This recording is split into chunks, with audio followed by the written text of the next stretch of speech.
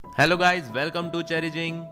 आज हम जानेंगे ऐसे एरोप्लेन के बारे में जिसने 2 जुलाई 1955 को अपनी उड़ान भरी और 9 सितंबर 1992 को लैंड किया।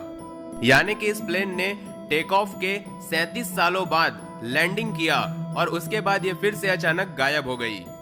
जुलाई 2, 1955 फ्लाइट का नाम था पैन अमेरिकन फ्लाइट 914, जो कि न्यूयॉर्क से मायामी तक का सफर तय करने वाली थी, जिसमें 57 पैसेंजर्स थे। तो ये प्लेन बिना किसी कठिनाई के न्यूयॉर्क से टेक ऑफ कर जाती है, जिसे 3 घंटे के बाद मायामी में लैंड करना था। लेकिन 3 घंटे बाद मायामी एयरपोर्ट की रडार पर एक भी प्लेन आते हुए नहीं दिखा। अब जब मायामी के एयर ट्रैफिक कंट्रोलर ने न्यूयॉर्क के एयरपोर्ट से कांटेक्ट किया तो उन्हें जवाब सुनने को मिला कि फ्लाइट 914 उड़ान भरने के कुछ समय बाद ही हवा में रडार से गायब हो गई। अब सभी तरह से यही लग रहा था कि प्लेन गुम हो चुकी है, क्योंकि पायलट से भी संपर्क नहीं कर पा रहे थे। अब इन्वेस्टिगेशन शुरू होती है। जो फ्लाइट थी उसे न्यूयॉर्क से मायामी पहुंचने के लिए अटलांटिक महासागर के ऊपर से होते हुए गुजरना था।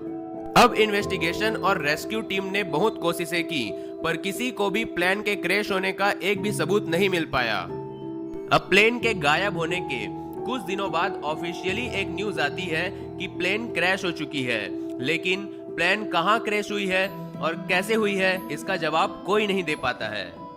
अब बात करते हैं 37 साल बाद 9 सितंबर 1992 की। 9 सितंबर 1992 कैरेकस एयरपोर्ट के air traffic controller John Della कोर्टे के लिए यह भी एक साधारण सा दिन था। वे सुबह अपनी ड्यूटी पर आए और अपने लिए कॉफी ऑर्डर किया और अपनी सीट पर बैठ गए। लेकिन अचानक कुछ ऐसा हुआ कि उसको देखकर उनके होश उड़ गए। कैरेकस एयरपोर्ट के रडार पर एक डॉट अपीयर्ड हो गया, जबकि इस टाइम किसी भी एयरक्राफ्ट को वहां नहीं पहुंचना था। जॉन डेला कोर्टे इस डॉट को देखकर घबरा गए और उन्होंने बार बार चेक किया क्या ये सच में एयरक्राफ्ट है। वे ये सोचने लगे कि ये एरोप्लेन इस एयरपोर्ट पर कहां से आ रहा है, और कुछ समय बाद ही वो प्लेन उन्हें उनकी आंखों से दिखने लगी। अब जैसे ही यह एरोप्लेन एयरपोर्ट के नजदीक आई तो उन्होंने देखा कि ये पुरानी DC-4 मैकडॉनल्ड डॉगलास एयरक्राफ्ट है, जो कि इस समय उपयोग में नहीं आती है। अब यहीं से ही इस मिस्ट्री की शुरुआत होती है, जब उस प्लेन का पायलट एयर ट्रैफिक कंट्रोलर से कांटेक्ट करता है और इंग्लिश में उनसे पूछता है कि वेयर आर वी, हम कहां हैं। Air traffic controller John Della Corte उनको रिप्लाई करते हैं कि you are closing into the Caracas airport, कि आप कैरेकस एयरपोर्ट के नजदीक पहुंच चुके हैं।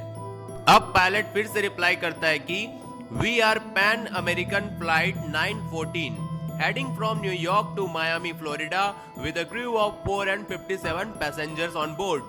इसका मतलब है कि हम पैन अमेरिकन फ्लाइट 914 है, जो कि न्यूयॉर्क से मायामी जाने के लिए उड़ान भरी थी, और हमारे इस प्लेन में 57 पैसेंजर्स के साथ 4 क्रू मेंबर्स भी हैं। अब एयर ट्रैफिक कंट्रोलर फिर से बोलता है कि please provide more information about yourself, आप अपने बारे में कुछ अधिक जानकारी हमें दीजिए। पायलट रिप्लाई करता है our flight was scheduled to land at the Miami airport at 9:55 AM on July 2, 1955। इसका मतलब उन्होंने कहा कि हमारी जो फ्लाइट है वो 2 जुलाई 1955 को सुबह 9:55 में मायामी एयरपोर्ट में उतरने के लिए शेड्यूल्ड है। अब एयर ट्रैफिक कंट्रोलर सोचते हैं कि ऐसा कैसे संभव हो सकता है कि कोई प्लेन 2 जुलाई 1955 को लैंड करने के लिए शेड्यूल्ड हो और वह 9 सितंबर 1992 को किसी दूसरे एयरपोर्ट पर लैंड कर रही हो। लेकिन अब उन्होंने ये डिसाइड किया कि जब ये एरोप्लेन इस एयरपोर्ट पर सेफ लैंडिंग कर लेगी, उसके बाद ही वे पायलट से कुछ और सवाल पूछेंगे। अब वह एरोप्लेन बिना किसी कठिनाई के कैरेकस एयरपोर्ट पर लैंडिंग कर लेती है। इसके बाद एयर ट्रैफिक कंट्रोलर पायलट से संपर्क करते हैं और उनसे कहते हैं कि did you know this is the year 1992। अब जो ग्राउंड पे क्रू मेंबर्स होते हैं वो प्लेन के पास चले जाते हैं।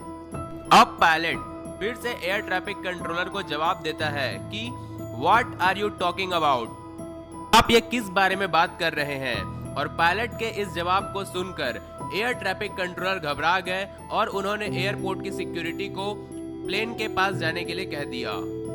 अब पायलट फिर से जवाब देता है और कहता है कि no, stay away, we are living now. यानी कि पायलट कहता है कि आप हमसे दूर रहिए, हम फिर से उड़ान भरने के लिए तैयार हैं। बिना किसी टेक ऑफ क्लियरेंस के पायलट प्लेन का इंजन फिर से स्टार्ट कर देता है और टेक ऑफ करने के कुछ समय बाद फिर से प्लेन रडार से गायब हो जाती है।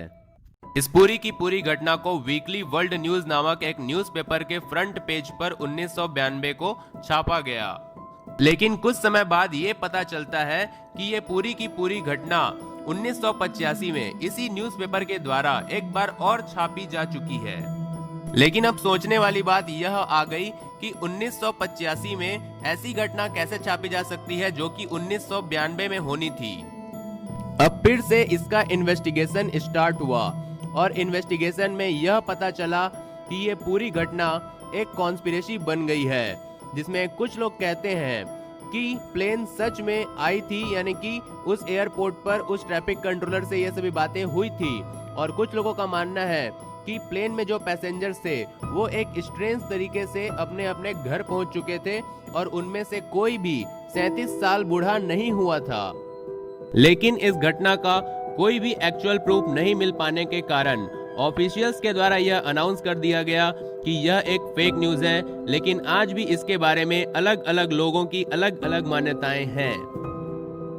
तो आप इस घटना के बारे में क्या सोचते हैं, हमें कमेंट्स में जरूर बताएं।